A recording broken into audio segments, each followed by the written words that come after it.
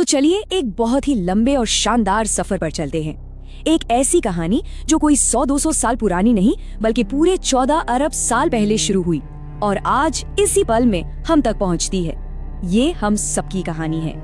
ये वो सवाल हैं जो शायद हम सबने कभी न कभी रात में आसमान को देखते हुए खुद से पूछे होंगे। ये सवाल सदियों से इंसान के साथ हैं। तो आज इन्हीं सवालों के जवाब ढूंढने की एक कोशिश करते हैं, बिल्कुल शुरुआत से, समय की शुरुआत से। देखिए, हमारी कहानी की शुरुआत इंसान से नहीं होती बल्कि उस वक्त से होती है जब न तो इंसान था, न धरती थी और न ही कहीं जीवन था। ये कहानी है ब्रह्मांड के बनने की, उन बुनियादी चीजों के बनने की जिनसे आखिरकार हम सब बने हैं। अच्छा, जब हम बिग बैंग सुनते हैं तो दिमाग में आता है कि कोई बहुत बड़ा धमाका हुआ होगा, है ना? पर मजे की बात ये है कि ये कोई धमाका नहीं था। असल में ये खुद समय और स्पेस का जन्म था। इसी एक पल से हमारा ब्रह्मांड फैलना शुरू हुआ और ये आज भी इसी वक्त फैल रहा है। जरा सोचिए, हमारी धरती के बनने से भी अरबों साल पहले ये ब्रह्मांड कैसा दिखता होगा। उस वक्त यहाँ सिर्फ हाइड्रोजन और हीलियम जैसी हल्की गैसें थी। धीरे धीरे इन्हीं गैसों के बादल इकट्ठे हुए और उन्होंने पहले सितारों को जन्म दिया। और यहीं से कहानी ने एक बहुत ही दिलचस्प मोड़ लिया। ये जो पहले सितारे थे ना, ये सिर्फ रोशनी के गोले नहीं थे। ये असल में ब्रह्मांड की पहली फैक्ट्रियां थीं, धधकती हुई भट्टियां जिनके अंदर करोड़ों साल तक वो सारे भारी तत्व बनते रहे जो ग्रहों के लिए, जीवन के लिए और हाँ, हमारे शरीर के लिए भी जरूरी थे। कार्बन, ऑक्सीजन, लोहा, सब कुछ। और ये बात इस पूरी कहानी का निचोड़ है।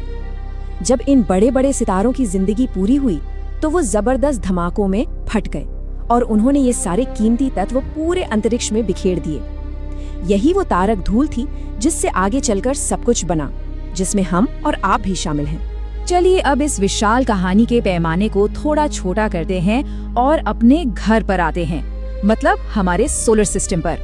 करीब 4.5 अरब साल पहले हमारी पृथ्वी का जन्म हुआ, लेकिन ये वो पृथ्वी बिल्कुल नहीं थी जिसे हम आज जानते हैं। शुरुआती पृथ्वी और आज की पृथ्वी में जमीन आसमान का फर्क था। वो तो जैसे नरक का एक गोला थी। हर तरफ पिघला हुआ लावा बह रहा था, आसमान से लगातार उल्का पिंडों की बारिश हो रही थी और हवा में जहरीली गैसें थीं। मतलब कोई एक पल भी वहाँ जिंदा नहीं रह सकता था। तो फिर सवाल ये उठता है कि वो दहकता हुआ ग्रह जीवन के लायक बना कैसे? इसका जवाब मजे की बात है कि अंतरिक्ष से ही आया। करोड़ों सालों तक बर्फीले धूमकेतु और उल्कापिंड हमारी धरती से टकराते रहे और अपने साथ दो सबसे जरूरी चीजें लेकर आए, पानी और जीवन के लिए जरूरी ऑर्गेनिक मॉलिक्यूल्स। और लाखों साल तक चली बारिश ने दुनिया के महासागर बना दिए। और इन्हीं गहरे महासागरों में हमारी कहानी का अगला अध्याय शुरू होने वाला था। यहीं पर पहली बार बेजान चीजों और जिंदा चीजों के बीच की लाइन धुंधली पड़ने लगी। दुनिया में जो पहला जीवन आया वो कोई बड़ा जानवर नहीं था, वो तो बस एक बहुत ही मामूली एक सेल वाला माइक्रो ऑर्गेनिज्म था। लेकिन उसमें एक कमाल की काबिलियत थी, वो अपनी कॉपी बना सकता था।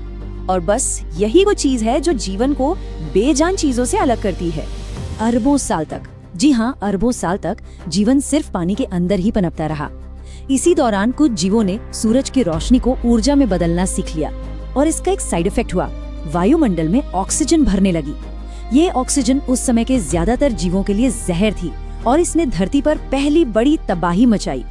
लेकिन इसी तबाही ने आगे चलकर और जटिल जीवन के लिए रास्ता साफ कर दिया। अब कहानी उस मोड़ पर पहुंचती है जहां हमारे अपने पूर्वजों की एंट्री होती है।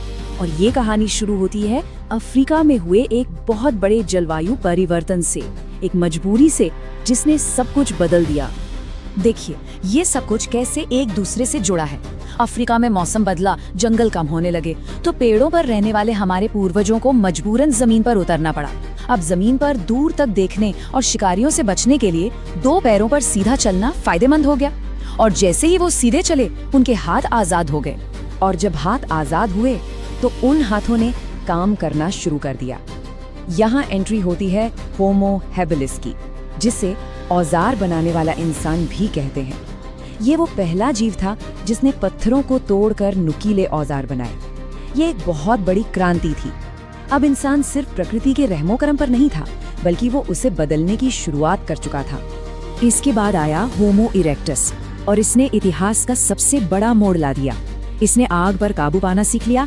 ये पहला मानव था जो अफ्रीका के बाहर निकला और एशिया से लेके यूरोप तक फैल गया।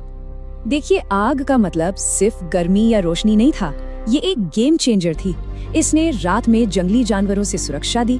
पका हुआ खाना बचाना आसान था, जिससे शरीर की बहुत सारी ऊर्जा बचने लगी, और ये बची हुई ऊर्जा वो सीधे दिमाग के विकास में लगने लगी। आग के चारों ओर बैठकर ही समाज और भाषा की पहली नींव पड़ी।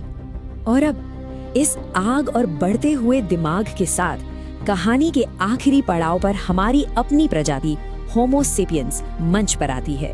होमो सेपियंस का मतलब है बुद्धिमान इंसान, लेकिन इसकी असली ताकत सिर्फ सोचने में नहीं बल्कि कल्पना करने में थी, इमेजिनेशन में।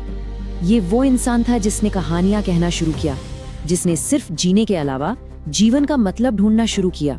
यही वो अदृश्य औजार थे जिन्होंने होमो सेपियंस को दूसरी सभी इंसानी प्रजातियों से कहीं आगे पहुंचा दिया। एक जटिल भाषा ने हमें मिलकर योजना बनाने की ताकत दी, और कल्पना ने हमें ऐसी कहानियां गढ़ने दी जिन पर हजारों लाखों लोग एक साथ यकीन कर सकें। इसी शक्ति के दम पर हम पूरी धरती पर छा गए। तो 14 अरब साल का ये लंबा सफर हमें आज यहाँ ले आया है। हम वो प्रजाति हैं जो सितारों की धूल से बनी है और अब खुद सितारों की कहानियां सुनाती है। ये जानना कि हम कहाँ से आए हैं हमें इस सवाल पर सोचने के लिए मजबूर करता है कि अब हम यहाँ से कहाँ जाएंगे।